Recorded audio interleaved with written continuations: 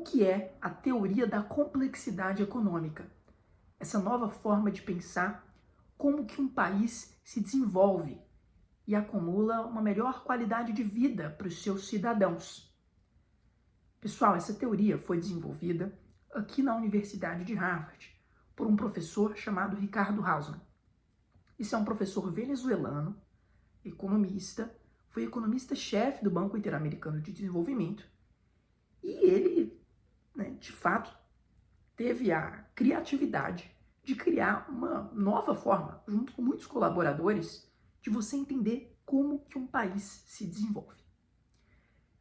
E eu tive a chance de fazer uma aula com ele durante todo um semestre e tentar entender como é que a mente dele funciona e como que ele pensa o processo de desenvolvimento de um país. A teoria da complexidade econômica, ela tenta refletir, em primeiro lugar, sobre como que é a natureza do conhecimento humano. E ele advoga que uma pessoa é como se fosse um person byte, ou seja, cada pessoa ela carrega um know-how específico. E ele vai levando essa reflexão para tentar te explicar qual que é o motivo que o seu dentista não é o seu advogado.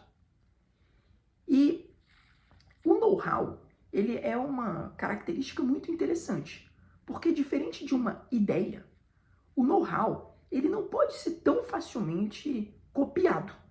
Então, se eu hoje pedir para você sentar nessa cadeira que está aqui do meu lado, falar para você abrir sua boca que eu vou tirar o seu siso, tem mais chance de eu arrancar um pedaço da sua cara. Então, pessoal, a grande questão é que o know-how ele tem essa característica muito interessante, diferente das ideias, de que não necessariamente ele pode ser tão facilmente copiado. E beleza, a gente já entendeu um pouquinho que cada pessoa carrega um know-how, a pessoa é um person byte, mas o que é uma firma, uma empresa? A firma ou empresa, pessoal, é explicada pelo know-how coletivo. Então, existem certas ideias, produções, coisas que para serem colocadas em práticas, você não consegue fazer somente com um know-how, mas você precisa de agregar know-hows. E esse processo de agregar know-hows é o que cria, então, uma firma ou uma empresa.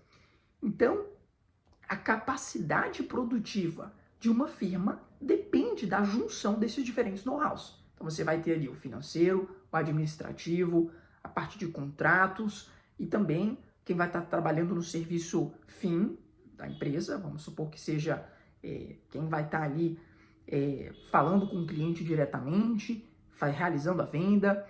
Então, pessoal, o know-how coletivo, então, é o que explica a formação de empresas. E aí, ao analisar a história da humanidade e buscar entender por que hoje a gente tem países com um PIB per capita muito maior do que outros, o professor ele vai, então, recorrer à ideia de que, para que uma economia se desenvolva, é necessário que ela tenha tanto uma diversidade como uma ubiquidade. O que é a diversidade? A diversidade é a capacidade da economia de produzir serviços, atividades, materiais que sejam diversos, sejam muitos. Então, qual é a quantidade de itens que uma economia pode produzir? Então, se você pensar uma economia muito simples, muito provavelmente eles só vão estar conseguindo produzir obras-primas, materiais de muito simples, como, por exemplo, o trigo, ou arroz, ou a soja, e de uma forma muito manual, sem tanta complexidade. E quando você vai vendo uma economia mais complexa, aquilo que era uma simples produção de soja, vira a capacidade de você transformar a soja em um produto muito mais complexo. Então, às vezes, você vai transformar aquela soja em um whey protein feito com proteína vegetal. Então, esse é um exemplo interessante de quando a economia vai se tornando mais complexa, ela vai tendo essa capacidade de fazer mais produtos diversos. Mas O professor disse que a diversidade não é tudo. Você também precisa da ubiquidade. O que é ubiquidade? É a capacidade de uma economia de produzir coisas que somente aquela economia consegue produzir. Então, quantas são as outras economias que produzem essa camisa? Então, se quase todas as economias produzem essa camisa, tem uma ubiquidade muito baixa. Então, o que você vai querer para a sua economia é que ela consiga fazer muitos produtos e tenha vários produtos que somente a nossa economia pode produzir. Então, a partir, né, desse cálculo, tanto da diversidade quanto da ubiquidade, ele calcula um índice da complexidade econômica das economias no mundo. E aí, pessoal, a grande raciocínio é que para uma economia se desenvolver, você vai ter que pensar baseado no nosso know-how, ou seja, no que a gente sabe produzir já, né? No que seja as nossas pessoas ou as nossas firmas já têm o conhecimento, seja o conhecimento individual ou coletivo, de gerar aquele produto. Quais são os próximos produtos, as próximas coisas que a gente consegue, né, chegar mais fácil? E quais desses produtos são aqueles que são os mais complexos, para a gente conseguir estar sempre... E quais produtos vão destravar mais produtos?